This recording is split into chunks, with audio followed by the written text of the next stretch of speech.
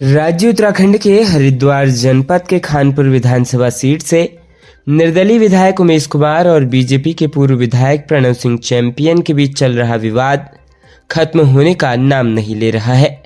भारतीय किसान यूनियन के नेता राकेश टिकैत ने दोनों के बीच सुलह कराने का प्रयास किया, लेकिन उनका ये प्रयास भी विफल होता दिख रहा है। वहीं राकेश टिकैत के बयानों पर प्रणव चैंपियन ने आपत्ति जताई है और उन्हें कुछ नसीहत भी दी है। दरअसल राकेश टिकैत ने रविवार को विधायक उमेश कुमार और चैंपियन की पत्नी देवयानी से अलग अलग मुलाकात की और विवाद को खत्म कराने का प्रयास किया, लेकिन प्रणव सिंह चैंपियन राकेश टिकैत की एंट्री से नाराज हो गए। राकेश टिकैत को लेकर प्रणव सिंह चैंपियन के फेसबुक अकाउंट से आज एक पोस्ट की गई, जिसमें टिकैत को लेकर चैंपियन की तरफ से कई बातें लिखी गई। चैंपियन की पोस्ट में लिखा गया कि इतना सब कुछ होने के बाद भी भाई राकेश टिकैत कैसे आंखें मूंद कर एक पक्षी बयान दोषी के हक में दे गए। प्रणव सिंह चैंपियन ने अपनी पोस्ट में लिखा कि उनके राकेश टिकैत के पिता महेंद्र सिंह टिकैत से काफी अच्छे संबंध थे। चैंपियन का कहना है कि महेंद्र सिंह टिकैत ने कई बार उन्हें अपना आशीर्वाद भी दिया। बावजूद इसके राकेश टिकैत पुराने संबंधों को तहरीज न देकर एक वाहियात और एक झूठे की बातों को तवज्जो दे रहे हैं। नैनीताल जनपद के रामनगर में युवक पर लोहे की रॉड से जानलेवा हमला करने वाले आरोपी को पुलिस ने दबोच लिया है, जिसे अब पुलिस कोर्ट में पेश करने जा रही है। बताया जा रहा है कि दोनों के बीच मामूली बात पर विवाद हो गया था। देखते ही देखते दोनों में खून सवार हो गया, जिसके चलते आरोपी ने युवक के सिर पर लोहे की रॉड से हमला कर लहूलुहान कर दिया।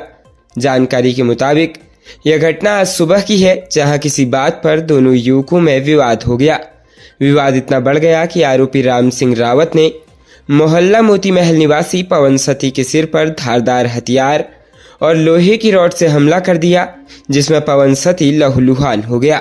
जिसके बाद परिजन आनंद फानन में उसे उपचार के लिए रामनगर के सरकारी अस्पताल ले गए, जहां पर उसका उपचार चल रहा है। वहीं पुलिस ने पीड़ित की तहरीर पर आरोपी के खिलाफ मुकदमा दर्ज कर उसे गिरफ्तार कर लिया। रामनगर कोतवाल अरुण कुमार सैनी ने बताया कि रामनगर के मोहल्ला मोती महल निवासी पवन सती ने पुलिस को एक तहरीर दी, जिसमें उन्होंने बताया है कि उसी के मोहल्ले में रहने वाले राम सिंह रावत का उससे किसी बात को लेकर विवाद हो गया। इसके बाद राम सिंह ने उसके सिर पर लोहे की रॉड से जानलेवा हमला कर गंभीर रूप से घायल कर दिया।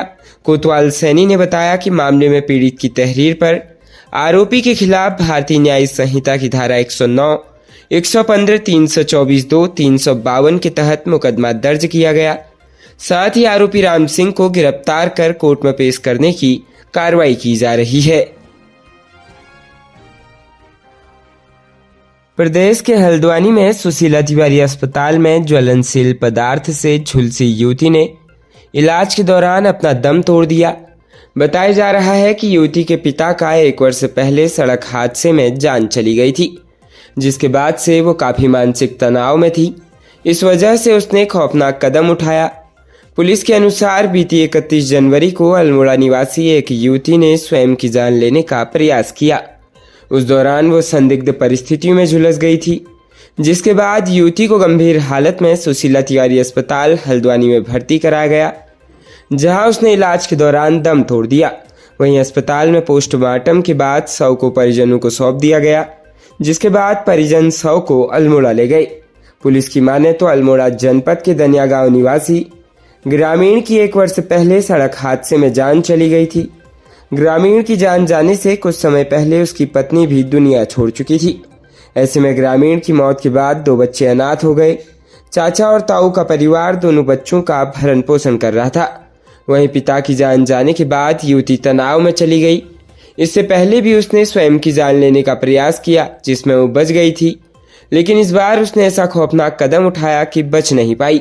वहीं युवती की जान जाने के बाद उसके गांव में मातम पसरा हुआ है।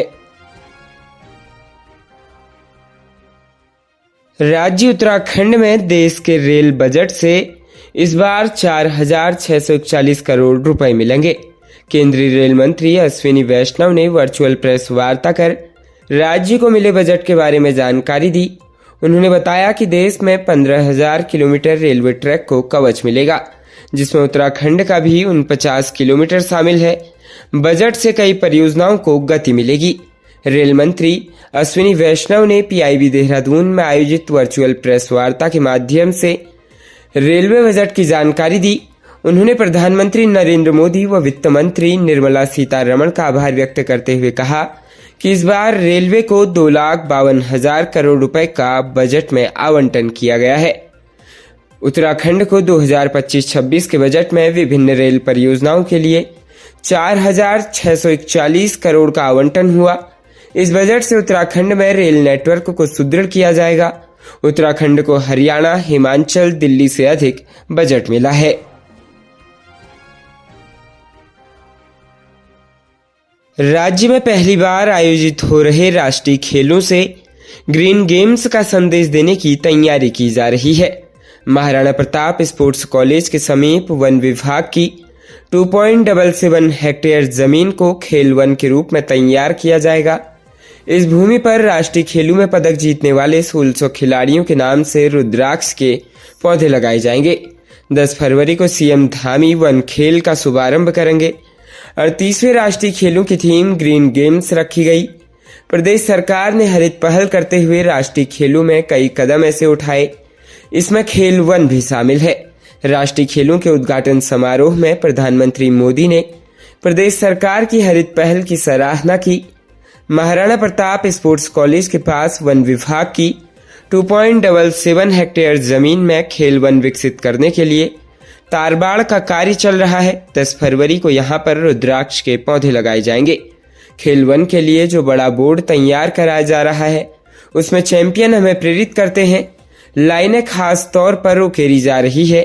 राष्ट्रीय खेल सचिवालय के मुख्य कार्यकारी अधिकारी अमित सिन्हा का कहना है कि यहां लगाए जाने वाले हर पौधे से हमारी स्मृतियों में विजेताओं का सुनहरा प्रदर्शन ताजा रहेगा।